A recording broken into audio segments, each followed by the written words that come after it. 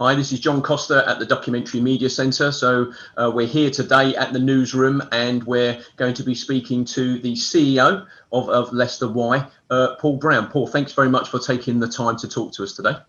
It's a pleasure, John. Good. Now, it's been great working with the young people over the last sort of 6 to 7 weeks with the Y Heritage Project, and they're really engaged. They know they've learned so many different skills and stuff, which we're going to kind of tease out of them with their co-production of the newsroom today. But really, what we wanted to ask you as the CEO of the Y, how important are projects like Kick the Dust for your residents? To be honest with you, John, they're really important. I mean, one of the things that we try and ensure that our residents get engaged in is extracurricular activities outside of their housing. So we know that all the residents who live with us come here initially for housing, and that's their first offer. But what we also try and offer is a package of activities and things that they can get involved in that helps them grow as individuals and citizens. Now, the Kick the Dust and the Heritage Project is particularly pleasing as young people don't tend to get involved in heritage. They're all about the here and the now and what's happening tomorrow. Very few young people look back. And with our client group, a lot of them, if they do look back, it's lots of negative things that have happened in their life. So the fact that we can look back at things in heritage which are really positive, really engaging, but also increases their education and their knowledge is wonderful. The other thing it does, it enables those young people to communicate in a way that they probably didn't communicate with before, to experience things that they probably wouldn't experience in their lifetime. So things like going off to Norfolk and going around the castle and seeing their project, going to Bosworth Fields and doing stuff like that is all good. The stuff that they did around the museums and the art galleries, all really good stuff that is over and above the housing offer, but ultimately helps to shape and grow those young people into independent, well-rounded adults.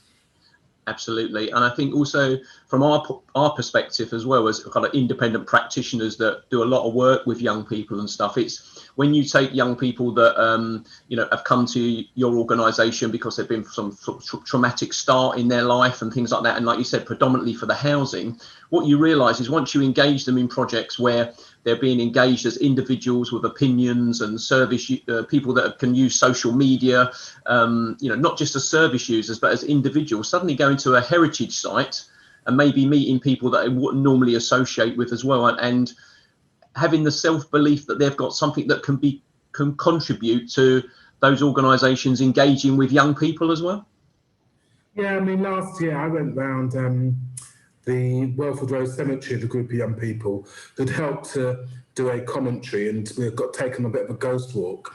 And it was amazing that the young people had learnt some history about some of the graves in the cemetery and some of the history behind some of those graves, some of the tragic deaths, but also some of the people who are buried there have made a real difference to Leicester as a city and the surrounding areas. Now, for young people to have that knowledge will never go away. You can't take that away from them now. They've had that experience. And I think the Heritage Project has given those young people a chance to get involved in a form of education that they don't really see as education. A lot of these young people didn't like their schooling, but they're getting education through practical experience rather than classroom lectures.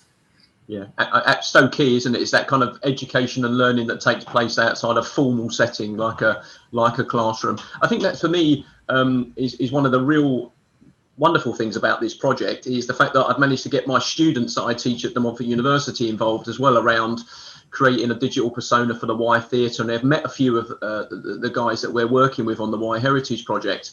And for me, the real wonderful thing is the fact that the Y Heritage guys realise that they could go to university. They're able to hold their own. They might have had a different life experience up until that point, but in fact, sometimes that gives them the resilience and also the necessary skills for coping with some of the pressures that come with university that some of my other students can't handle. I think that's really key, whether that's college or university.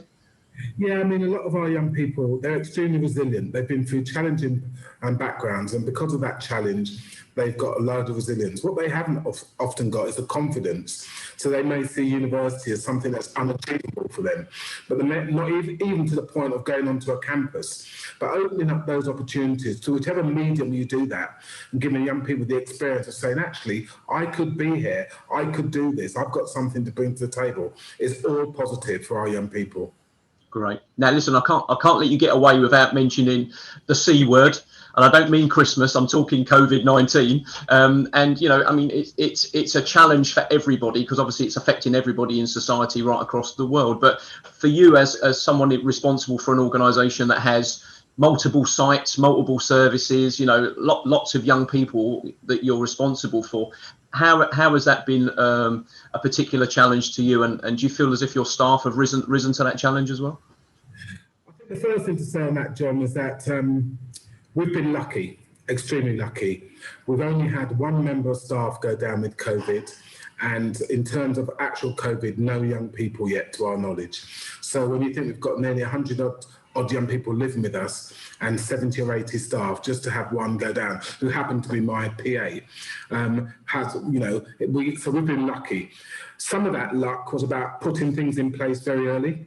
So we made sure that we had a plan in place, we had PPE in place, we had sanitizer, we made sure every young person had sanitizer, we bought stocks of paracetamol, we bought thermometers that we could test the temperature, all of those kind of things we put in place.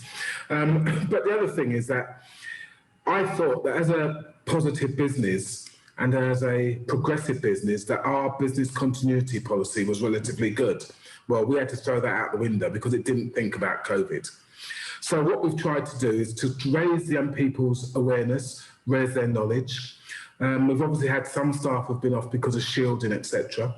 But those staff who have been here have worked with the young people. And we've had a very clear plan. Tell us if you're experiencing any symptoms and we will support you. You're not going to be on your own. But I think then to an element of it, there was a lot of luck. I think the young people have been extremely aware of the impact on COVID, and they've kept within their little bubbles. And we haven't yet had a scenario where we've had to have any kind of lockdown, which for us has been brilliant. The other thing for us, John, is that we try and look to the future. So when we carried out the refurbishment of our building several years ago, we made sure that every room's got ensuite accommodation. Now, that would have been extremely challenging if we didn't have that in place, because young people would be sharing bathrooms. So we put in extra cleaning regimes. So we've got cleaners walking around the buildings 4 times a day, literally wiping down every surface. We've made young people aware that they shouldn't be using each other's clusters. We've done what we can, because I've also got to protect my staff as well as the young people.